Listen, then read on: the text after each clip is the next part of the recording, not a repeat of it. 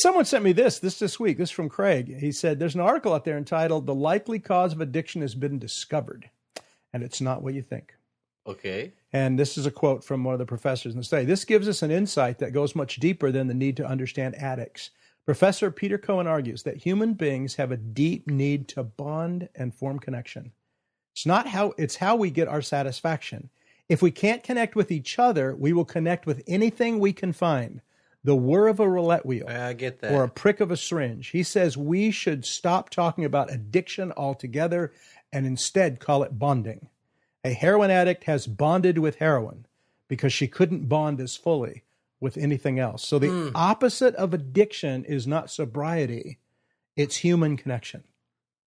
Isn't that a great statement? Yeah. And I mean, the reality is real love is what is going to displace those bonded addictions. Real love is the thing that's going to then, I think, release me from the grip of something else. Yeah, and I wonder if that's why people talk about they got these addictions and God just took them away overnight and they were gone. And other people, struggle to get rid of this addiction for decades and always right on the verge of falling back into it again. And one of the things this study was saying, as I read through parts of it, well, they did it with mice, how mice get addicted to stuff when they're isolated. In a community, mice not only don't get addicted if they put addicting substances near mice, they not only don't get addicted, if they are addicted and they get in a community of mice, the addiction no longer has the power it had. I bet that is true of humans. I do. That's what I'm going to suggest. Yeah.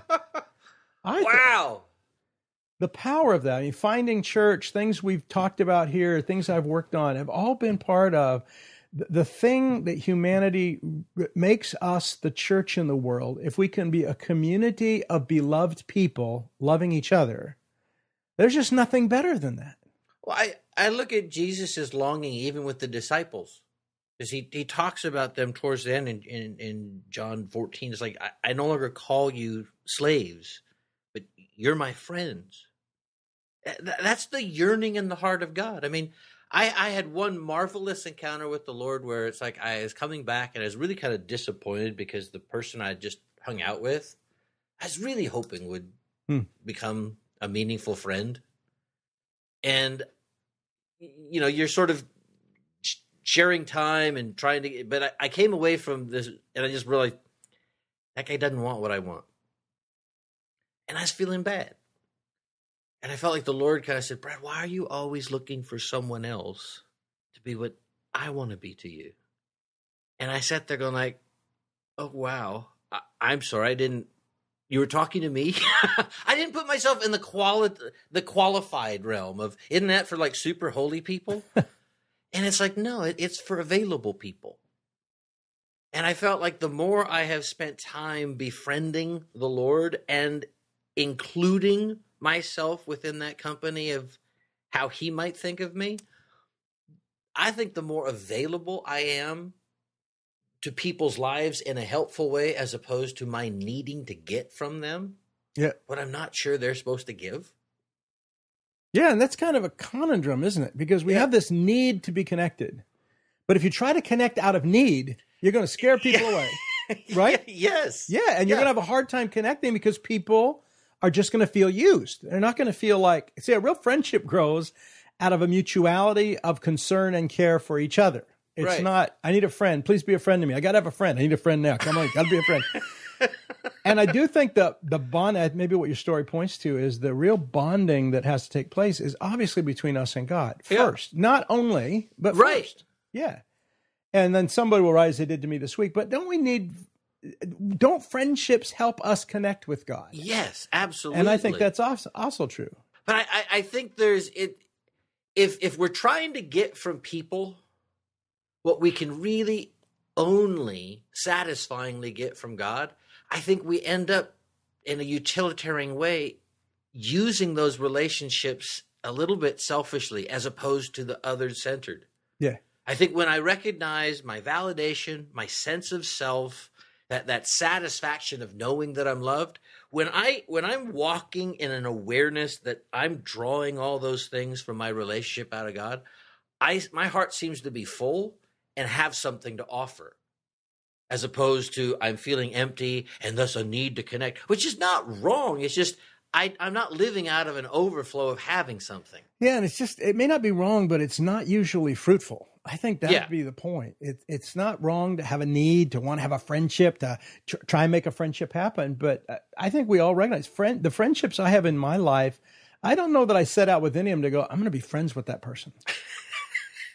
Darn it. Yeah, except for Sarah. I think probably I said I'd be friends with that person. But I think just proximity, connection, getting to know, find where that's mutual. It isn't always mutual. Not everybody we know, Sarah and I, loves to hang out with Sarah and I. It's just not. So, and we can do that with people God asks us to be involved in their life for the purpose of helping them discover they're loved and find God. And that to me is ministry. But fellowship and friendship was a mutual desire to be together and a mutual enjoyment of each other.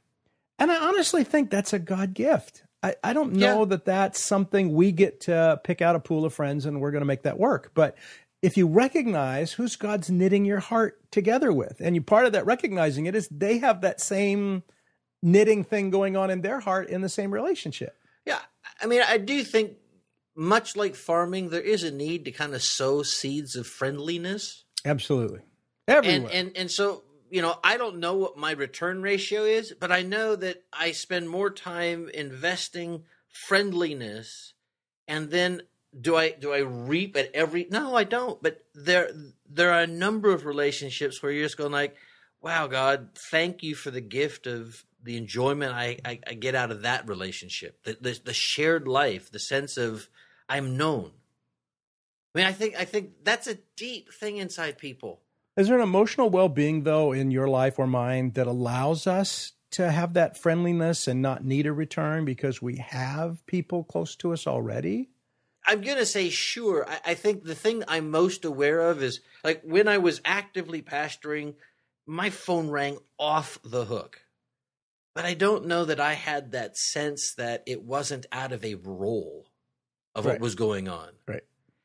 Now that I'm not in that role, my phone doesn't ring as much, but it rings a lot more satisfyingly because it doesn't have that sense of obligation. There is a sense of I'm known, I'm desired just 'cause.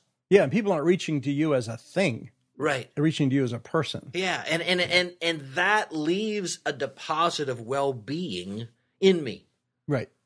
I think I recognize, even in my relationship with Kelly, my wife, I'm not trying to get from her what I know I really need to have most established in God.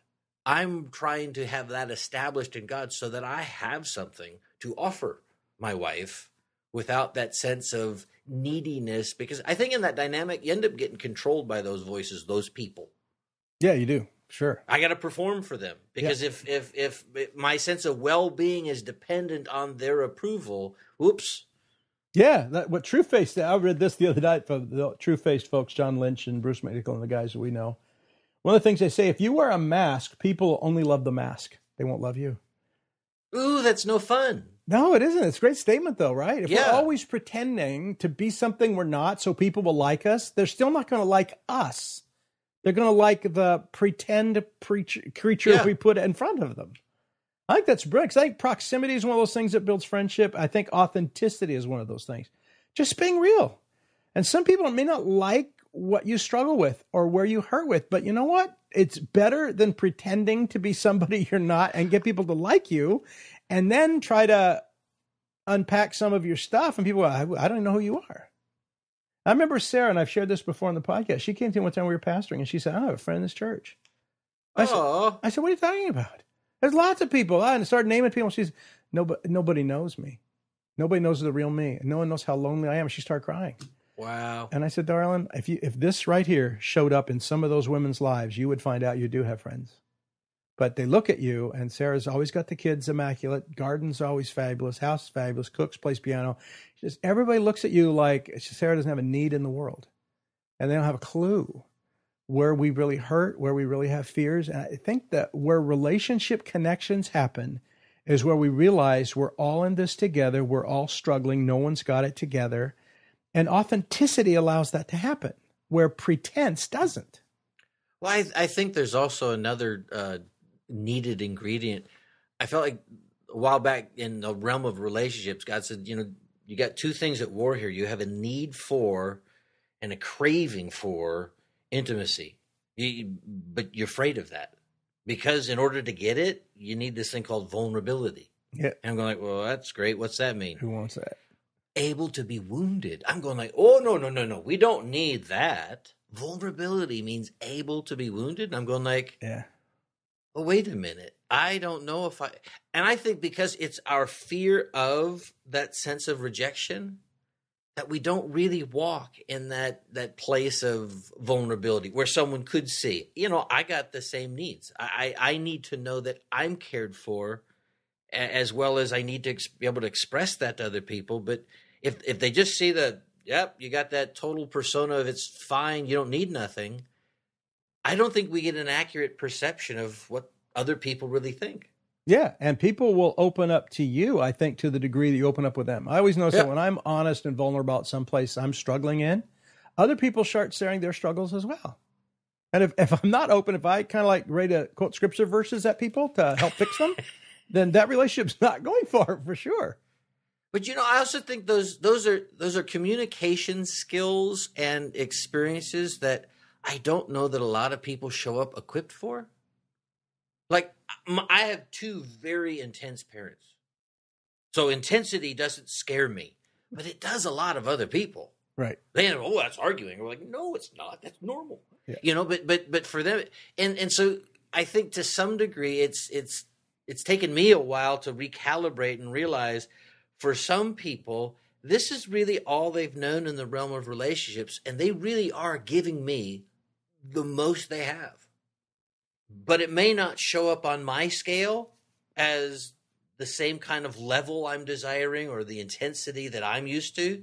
So I could read them wrong. And I've had to get to a place where it's like, Lord, help me understand the gift that's being given to me. Someone is giving me the best they have. I want to receive it and embrace it for the gift that it is. And maybe it just takes a little more time and patience and even modeling to open up and to deepen that. Yeah, and I hope we get to that in people's thinking about it. If you're good at making friends and you have relationships, then you have the emotional space to let some people in who don't know how to be a friend, who don't know how to be vulnerable, who don't.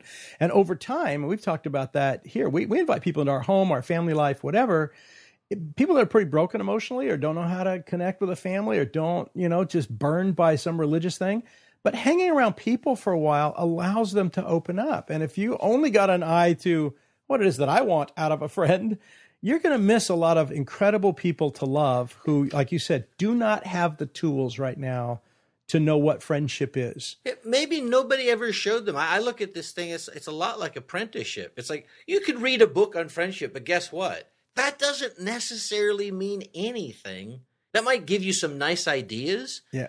But it's really in the positive experiences of having a good friend that helps develop the capacity for more good friends like that. Yeah. If I don't have that experience, then I'm going to come with a fair amount of walls and protections to just about everything. And I think one of the things that's biggest in a lot of people is the fear of rejection. That's like trying to have a conversation when your hand's in front of the way trying to protect it. It's like it feels weird for the other person. Yeah, you're guaranteeing it. If you're afraid of rejection, you're almost guaranteeing that you're going to get it. Yeah, and it's like it is love that has to be able to kind of, allow for a shields down moment. Yeah, I love that perspective. The opposite of addiction is not sobriety, it's human connection. Calling it bonding. What are you bonded to?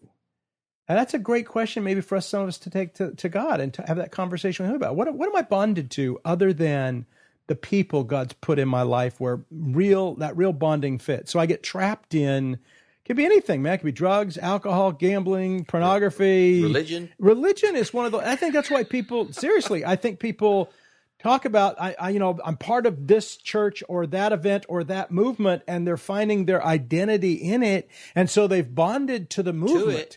Yeah, and they haven't really bonded to people. They haven't really, family, friends, people in your life. And at the end of the day, I know the things we value most, Sarah and I. It's not the things we own. It's not even the things we do in the world. It's the friends and family that we have. It's people that you can laugh with, cry with, be real with. We were created for that. And everything about the fallenness of this world works against that. Shame separates us. And because of that, people end up isolated without friends, and then they feel lonely, and then they think the loneliness has got to be addressed in friendships. We've talked about this a lot. Loneliness is addressed in your relationship to God. That's where loneliness needs to take us, not, I got to get some friends.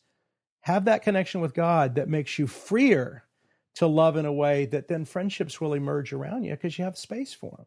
Yeah. And if you know somebody who's can live this way, ask to hang out with them and help them help you discover what it is to be relationally free in the world, and therefore have the kind of connections that nurture your life and make it wonderful. Well, each one of my kids at different times has had, I think when you're a kid, priority one is, hey, where am I accepted?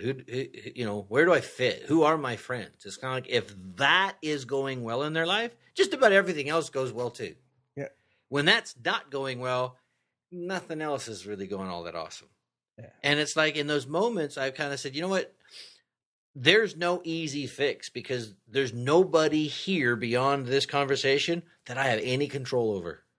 I can't promise that all of your loving and doing the right things is going to yield anything in the people that you're wanting to see that reflected back. Yeah. You have no guarantee of that. Yeah. And so in those moments, as opposed to feeling and wallowing in your loneliness, recognize those are opportunities of a lack of distraction where I can go deeper in my friendship with God. And chances are you will find Him satisfying the things that are aching inside and lead you to a place where there is then the chance to share them in community and experience something a little different. Yeah. Again, if you have the emotional freedom to handle that, because I have an email, a couple of people this week, major people they've loved in their life that have now gone astray, and I don't mean just astray from the relationship, whatever, and been hurtful. And one thing you just said, the thing about loving someone is you never control the outcome. And if you have to control the outcome, you'll never love in the world. Loving well hurts a lot. Yes. And so, sometimes you'll get crushed. Other times, you'll end up with great friends that add great meaning and depth to your life. And maybe that's why people resist the living in love thing, is because you really realize you can't control anyone else. And you can lay down your life for somebody who'll just turn around and stick a knife in your back first chance they get. And you can't stop that from happening. No, but it's in He Loves Me. It's I think one of the quotes, I don't know if it's C.S. Lewis but where you have, if you're going to love deeply, you're going to get hurt badly. Something like that, yeah. But it's worth it. It always is worth it. And you learn the power of love. Yeah. And it's like that takes away the fear.